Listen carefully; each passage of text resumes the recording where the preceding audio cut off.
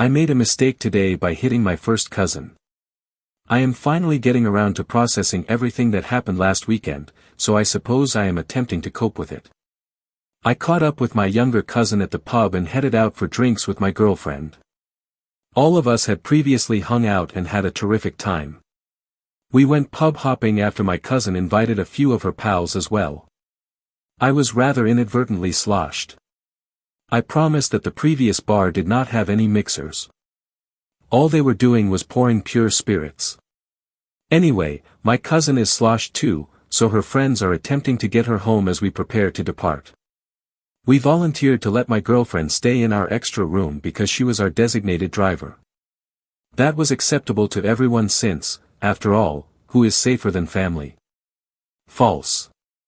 I had to piece together parts of this later because I was mostly unconscious when we got home. At first, apparently, everything was okay. My girlfriend got her positioned as my cousin went to the second bedroom. The issue arose a bit later when I made the insane decision to enter my cousin's room right after leaving my bedroom with my girlfriend in it. Other than two things that I suppose are unrelated to the story, I do not remember anything. Alright, so one may be. On third base, which, as you can guess, produces a lot of noise, I recall my cousin giving me a very impassioned act. My girlfriend apparently came out of the room wondering where I had vanished to. It is very clear that she heard the noises even though she did not enter the room or anything. That is when she went out. For example, myself. I do not hold it against her for leaving me.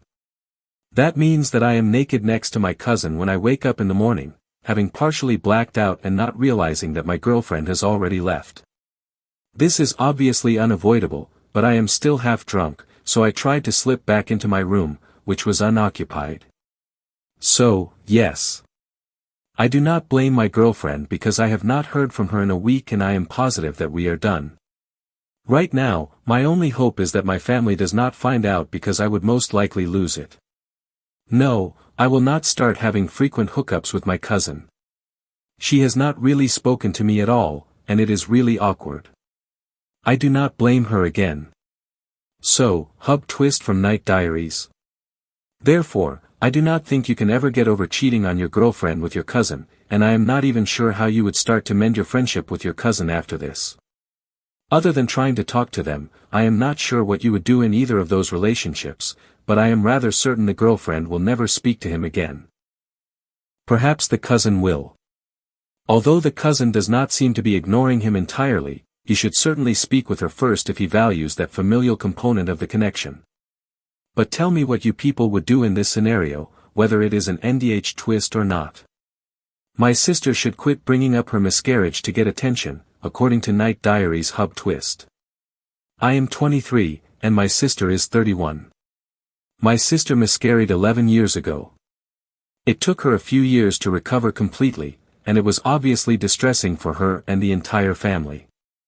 Although the exact cause is still unknown, it was an isolated incident, and she went on to have 3 gorgeous, healthy children, including twins, afterward. Here's the thing, then. I do not really get along with my sister. As a child, she was angry with me because she had to share her mother's attention and because she believed her mother had abandoned her father to be with me. She was essentially my biggest bully during my youth and adolescence, and she never truly moved over that resentment. She truly detests it when I do things with my mother without her presence or when she gives me more attention than she does. She calls my mom and says she is pretty sad about the miscarriage at this point, and my mom always runs. Earlier this year, I brought mom to Paris for her birthday, but she had to cut it short when her sister said she needed her.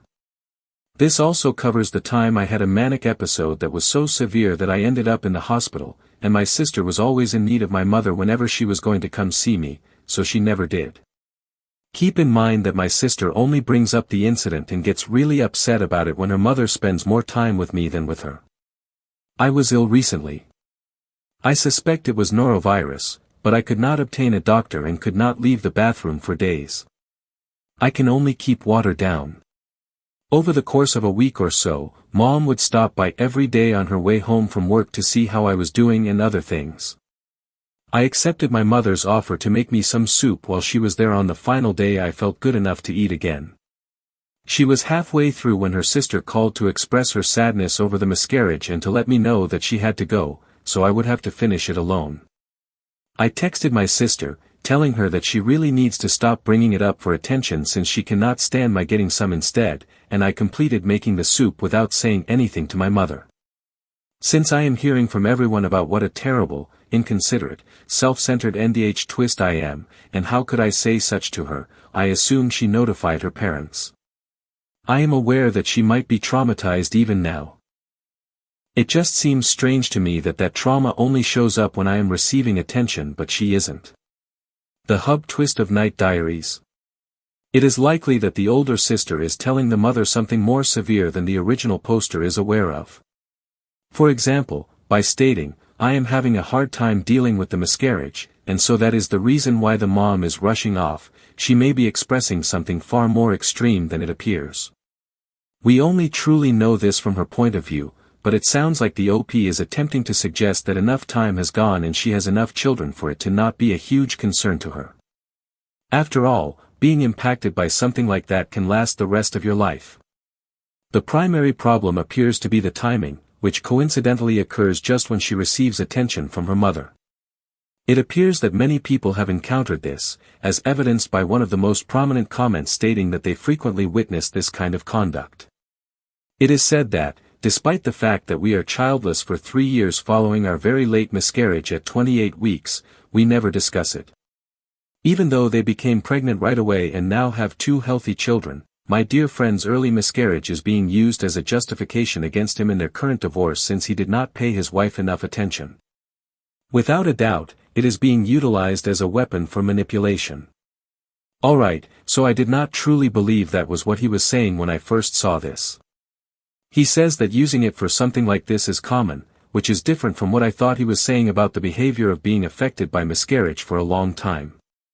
Whether it is true or not, some people do take a long time to process things that serious, while others don't. For that reason, the younger sister should have discussed the timing with the older sister face to face, especially if she is suggesting that what she is going through is not real or that it is being used against her for taking away important time with her mother. Let me know what you guys think of NDH twist and what you would do if you were in this scenario. Talking about it seems like the only way to get started. Is it hypocritical of Night Diaries Hub to claim that my daughter will always inherit my house? I have a daughter and am a 50-year-old single mother. I was extremely fortunate to purchase a property in the Bay Area almost 31 years ago for roughly $230,000 prior to the tech boom, and it is currently valued at approximately $1 million. The house is where my 23-year-old daughter, Mia, grew up. She moved out last year to live with her boyfriend. My daughter has not questioned about it or I have informed her directly that the house will be yours, it is just common sense. My daughter is that. Would I give it to anyone else? One crucial point. People from the lower middle class own 2 houses in my neighborhood. A neighbor of mine who has lived there for as long as I have. If not, our neighbors work as software developers and engineers. If you are not in technology, the Bay Area is just too expensive. My daughter works as a hairdresser. I have been dating my fiancé, Benjamin, for 3 years. Both of his small children are enrolled in elementary school. I love them both and am thrilled to be a part of their upbringing. He has shared custody of them. I do not have much money in the bank, and neither does Benjamin. If it were not for the house, a prenuptial agreement would seem absurd. I informed him that I wanted a prenuptial agreement specifically for the house, but that I was willing to merge funds and make long-term plans with him. The fact that my daughter will inherit the house is something I cannot compromise on. This did not sit well with him. According to him, $1 million divided 3 ways will provide all 3 children a head start in life. I do not agree. Mia is my only child, and I paid for 80% of the mortgage on my own.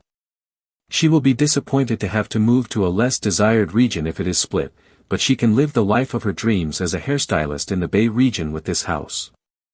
When I discussed this with Mia, she agreed that she should inherit the house and stated that she always intended to do so, just as I had always intended to do. Is it hypocritical of Night Diaries Hub to claim that my daughter will always inherit my house, which is worth over $1 million? She has already stated that this situation is non-negotiable. She is unwilling to do it, even if he is not thrilled about it, and as many have noted, they have only been together for 3 years. She mentions that she paid 80% of the mortgage alone, which I assume is because Daniel has paid in the last 3 years or because someone else, such as her ex-husband or her child's father, may have lived there previously. In any case, she has paid the majority of the $230,000 from 31 years ago. One California law student stated that this is undoubtedly lawyer territory because it takes place in California.